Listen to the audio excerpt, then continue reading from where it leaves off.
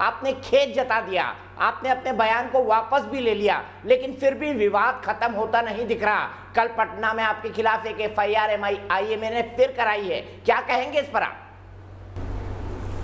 दीपक जी, मैं तो इस विषय को पूरा ख़त्म कर चुका हूँ, वो तो विवाद ही नहीं रहा है। और कोई FIR करवाए, ये देश में सब स्वतंत्र हैं, संविधान ने सबको अधिकार दिए हुए हैं।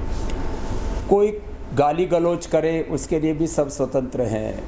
कोई जो है कुछ भी योग के संदर्भ में, आयुर्वेद के संदर्भ में, नेचुरोपैथी, हमारी सनातन संस्कृति, अपने संन्यास के बारे में या स्वामी रामदेव के बारे में भी।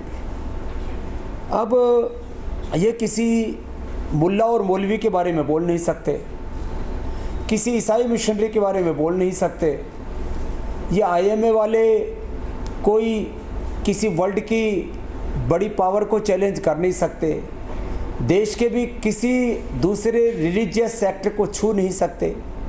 सबको एक ही जगह आपत्ति है कि जितने भी हमारी सनातन संस्कृति के प्रतीक हैं उनको ढाओ। योग को गाली दो, आयुर्वेद को गाली दो, नेचुरोपैथी को गाली दो, स्वामी रामदेव को गाली दो। इनका स्वामी रामदेव ने बिगाड़ा क्या है?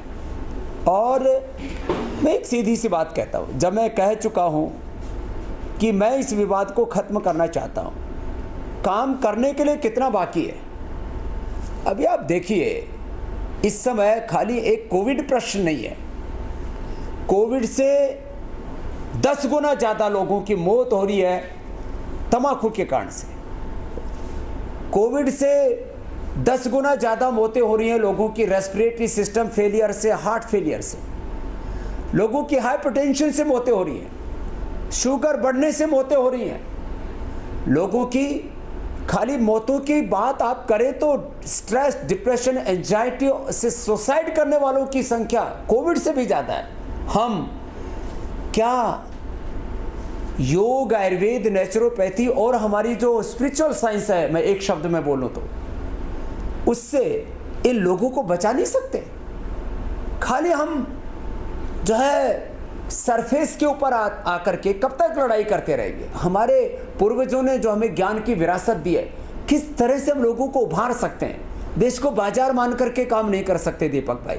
ठीक है, कुछ लोगों के लिए देश एक मार्केट होगा, उनके लिए रोगी एक प्रोडक्ट हो, उसको किस तरह से उसको यूज करना है। लेकिन हमारे लिए देश एक, पहले से भी मैं बोलता हूँ, हमारे लिए देश और दुनिया एक परिवार है।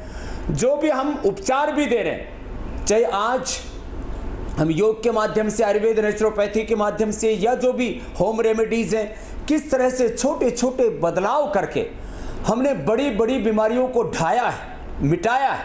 लाइफस्टाइल डिजीज और उससे भी बड़ी चुनौती है जेनेटिक डिजीज। मैं छोटे छोटे बच्चों को देखता हूँ, टाइप 1 डायबिटीज़ है, छोटे छोटे बच्चों को अर्थराइटिस है, छोटे छोटे बच्चों को रीनल फेलियर हो रहा है, छोटे छोटे बच्चों में भयंकर स्किन की प्रॉब्लम्स है, सोराइसिस है, लिकोडर्मा है। छोटे छोटे बच्चों को जिस तरह से अलग अलग जेनेटिक बीमारियों से, चाहे मेंटल डिजीज से, छोटे छोटे बच्चों में जो है कितने प्रकार के सेरेब्रल पॉलिसी से लेकर के, ऑटिज्म से लेकर के, जन्मजात, हमारे यहाँ पर करोड़ों, करीब 7-8 करोड़ हमारे देश में जिनको विकलांग या दिव्यांग कहा जाता है, ऐसे बच्चे पैदा हो गए।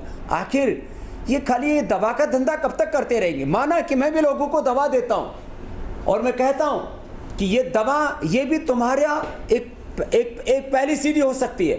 पहले एलोपैथी की दवाओं से आपको मुक्त करता हूँ, मैं आयुर्वेद पर शिफ्ट करता हूँ, फिर आयुर्वेद से भी मुक्त करके मैं कहता हूँ तुम अपने आप आत्मनिर्भर बनो, स्वावलंबी बनो।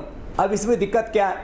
अब कुछ लोगों को जिनको दिक्कत हो नहीं दो। अब मैंने जेनेरिक दवाइयों की लिस्ट डाली कल ही अपने ट्विटर के ऊपर, अपने फेसबुक के ऊपर। एक 70 पैसे की दवा को ब्रांडेड दवा करके 37 रुपए की बेचते हैं। मानी परसेंटेज में उसको गिने तो 3700% प्रॉफिट। अरे भाई, और अलग अलग जगह ये कब्जा करके बैठे थे। आज तक स्वामी रामदेव के पहले आयुर्वेद से इनको डर क्यों नहीं लगता था? योग से, नेचुरोपैथी से डर क्यों नहीं लगता था? इनको कोई चुनौती देने वाला नहीं था। अब इनको चुनौती मिल रही है तो थोड़े बिल आएंगे।